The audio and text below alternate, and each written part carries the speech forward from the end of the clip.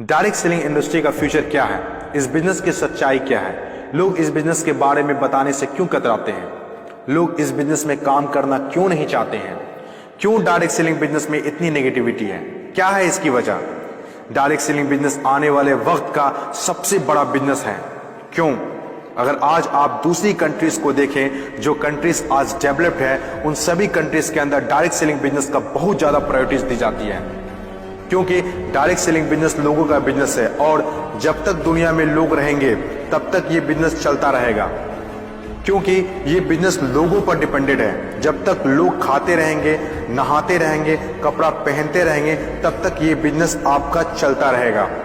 अपने इंडिया में कुछ लोग इसे फंसने फंसाने का काम बोलते हैं और कुछ लोग ये मानते हैं जिनके पास करने को कोई काम नहीं होता वे लोग ये काम करते हैं। मैं उन सारे लोगों से सहमत हूं, क्योंकि उन लोगों के पास अभी तक इस बिजनेस का प्रॉपर नॉलेज नहीं पहुंच पाई है।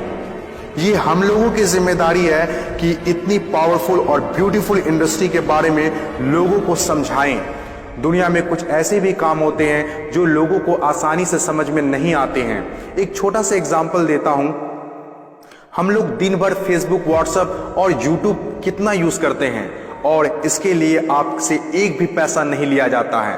तो जरा सोचिए उनकी कमाई कैसे होती होगी, जबकि फेसबुक दुनिया के टॉप 10 बिजनेस में आता है कमाई के मामले में। कुछ लोग सोचते हैं अगर फेसबुक जब हमसे पैसा नहीं लेता है तो कमाता कैसे होगा। कुछ लोग सोचते हैं पता नहीं कमाता भी होगा कि नहीं। कुछ लोग कहते हैं जो डाटा हम लोग यूज करते हैं उससे कमाता है।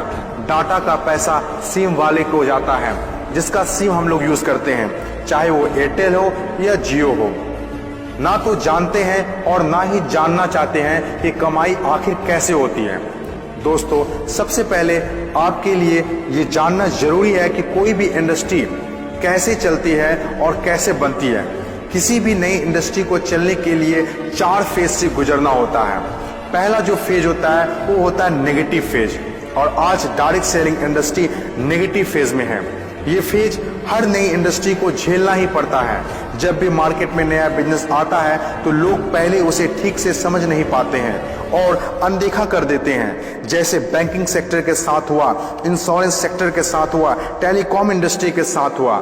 पहले ना तो लोग बैंक में पैसा जमा करते थे और ना ही इंश्योरेंस लेते थे, क्योंकि इंडस्ट्री नई थी, लोग डरते थे, किसी पर भरोसा नहीं था। लेकिन आज देखिए, यही इंडस्ट्री है जिसके बिना किसी राज्यों की कल्पना करना असंभव है।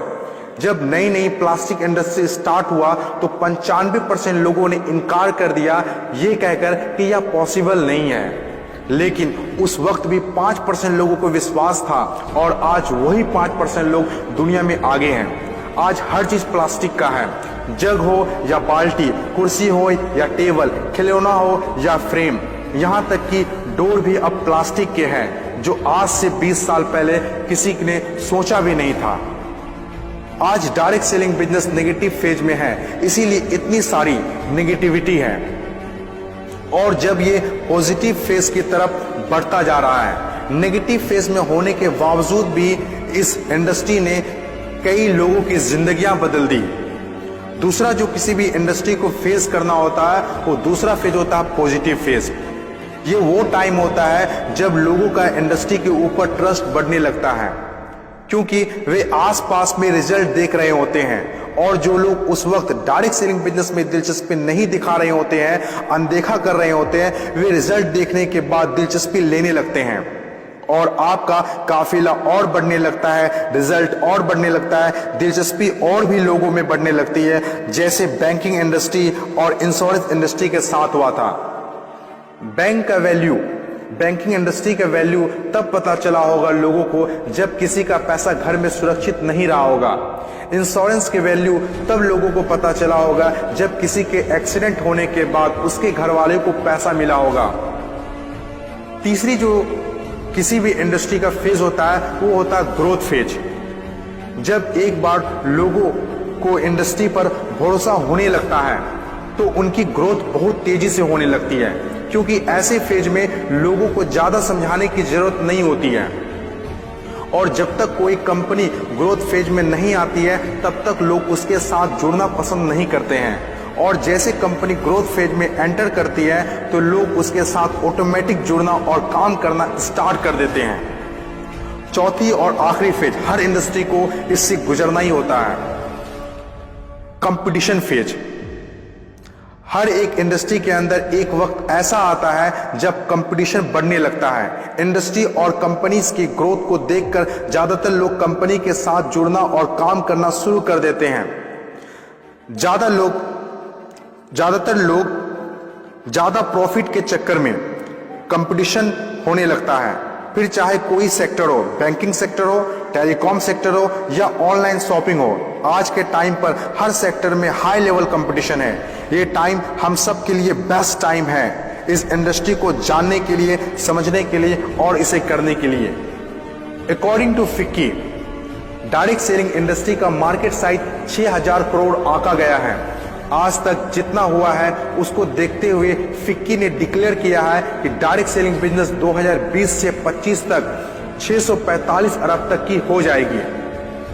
आपको इस बात को जानना बहुत जरूरी है कि अमेरिका, ऑस्ट्रेलिया, चीन, जापान, कोरिया और सिंगापुर जैसे बहुत बड़ी बड़ी डेवलप्ड कंट्रीज ने डायरेक्ट सेलिंग बिजनेस को बहुत हद तक अपना लिया है और वहां के सिटीजन भी बहुत जागरूक हैं।